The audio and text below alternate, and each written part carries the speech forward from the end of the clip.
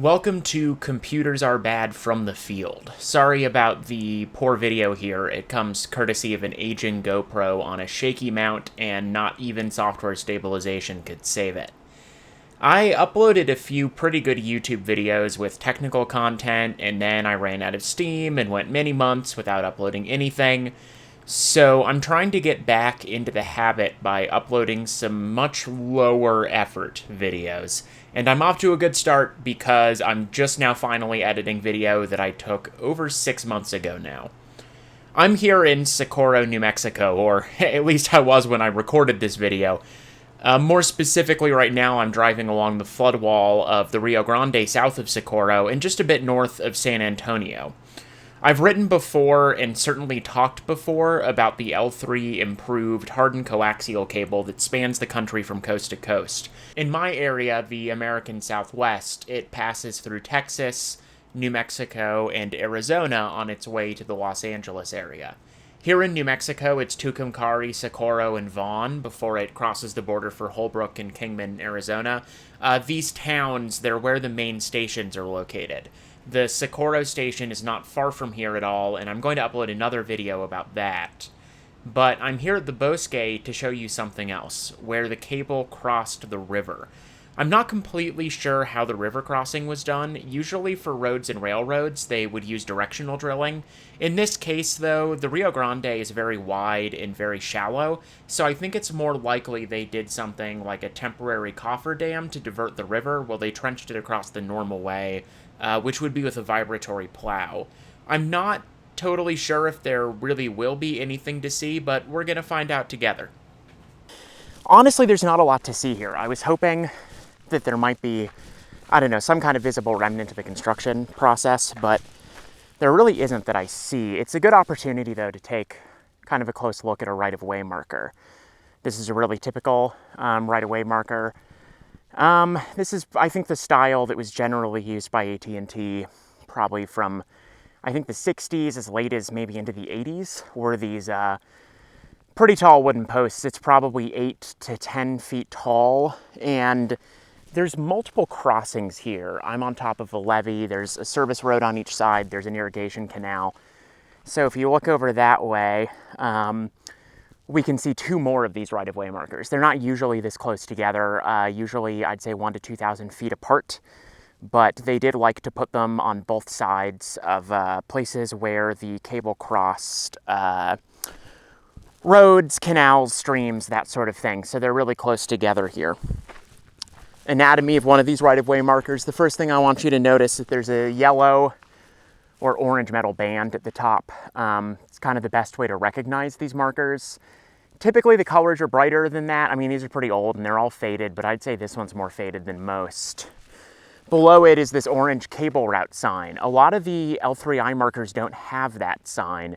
And you see it's got the Death Star logo, which I think dates it to the 80s. So we know that, this was built in the 60s. So we know that that sign was added later, which fits because if we check out this warning sign, there's two things to notice. Number one is that it says buried fiber optic cable. It does not say transcontinental telephone cable, which is what the markers that were installed with the coaxial cables said. So this is later. I'm actually a little surprised by this. I didn't know that this section of the right-of-way had been upgraded to fiber. I knew it had west of Socorro, kind of through Magdalena, Daddle, Pytown, that area. I did not think it was east of Socorro. And now let's just look at the other side of this marker and we'll see things that are more original. First off, there's a pole number. It's not always obvious to me exactly what the pole numbers mean. I think they're sequential.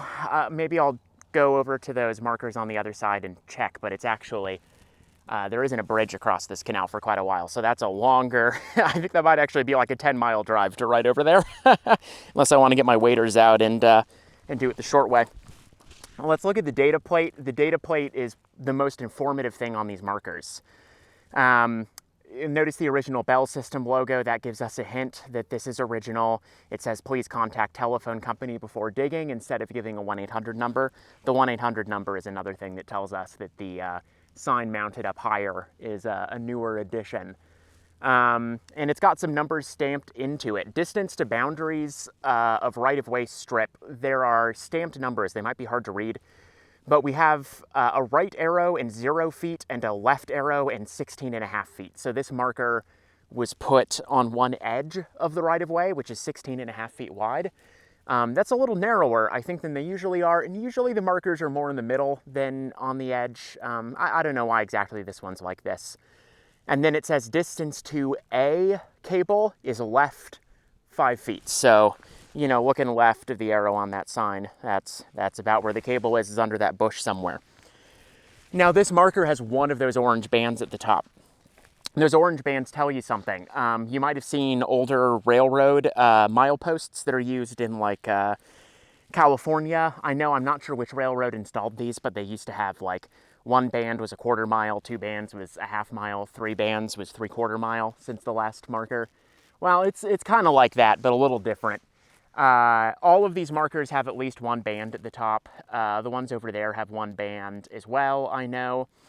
If they have 2 bands, for the coaxial cable, as I understand it, 2 bands meant that there was a splice case or a test point near that right-of-way marker, and 3 bands meant that there was a repeater or a manhole. I may not have that exactly right, but the short story is that the more bands there are on the top of the marker, kind of the more stuff there is at the base of that marker.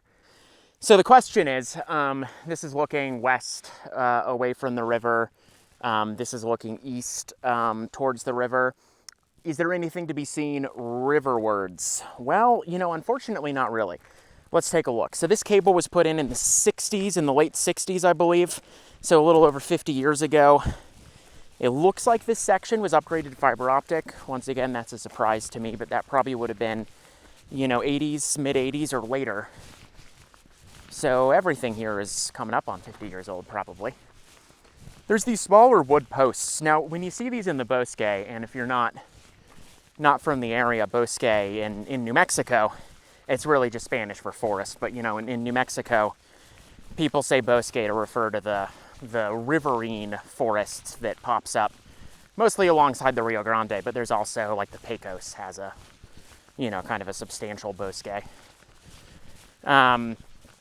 In Albuquerque, when you see wooden posts like that, they're usually left over from the original flood control measures. They used those stout wooden posts much like that, had steel cables run between them to slow down the water and catch logs and stuff that were coming on floodwaters. Those were installed in like the 19-teens. The metal tank traps, which actually there's an example of here, came later. So I'm honestly not sure about these posts. They don't, to me, look like the ones from flood control measures. Here's another one. So I think it's possible that these were put in place to mark the cable path as it goes down towards the river. They're shorter. You know, it wasn't uncommon for AT&T to have shorter posts between kind of the main markers, but they were usually thinner and taller than these, maybe 4 or 5 feet tall. So these could be cable markers, but I don't want to promise that to you.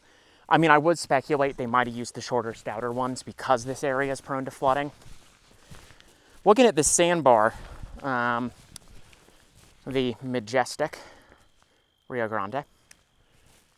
Check this out. This is actually, I always call these tank traps. There's a more proper name for them. I think just steel levees, I want to say, is what the Army Corps of Engineers called them. The Corps of Engineers put these in. They were these big steel assemblies.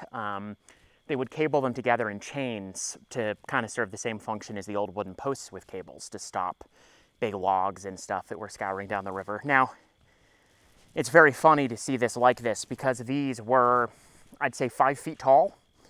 So this has been completely buried. Some of that will be because the level of the Rio Grande, physically it has moved upwards over the years.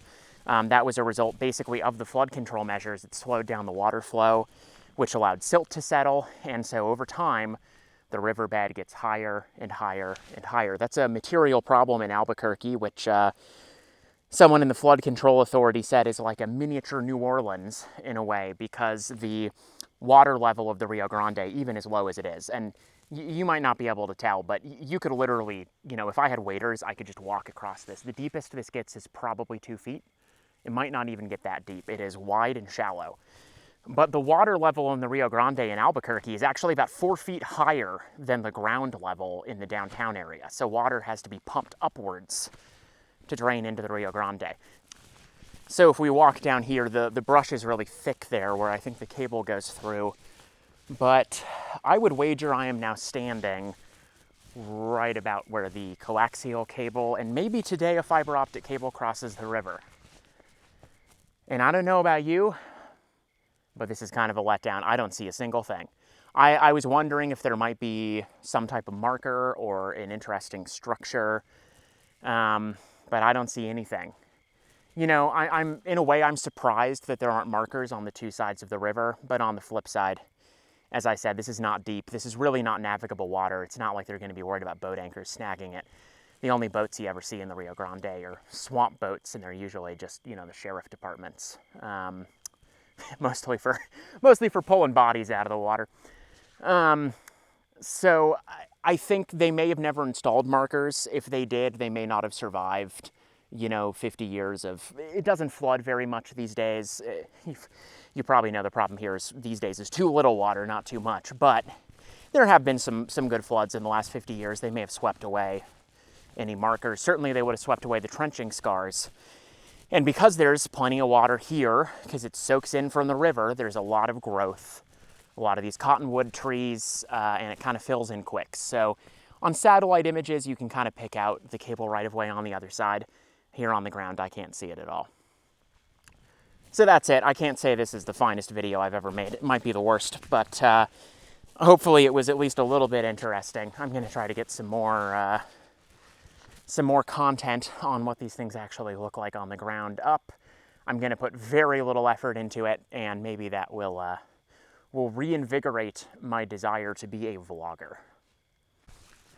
Oh, and as I walk back to my car, I forgot the most important part, which is like, comment, subscribe, spay and neuter your animals.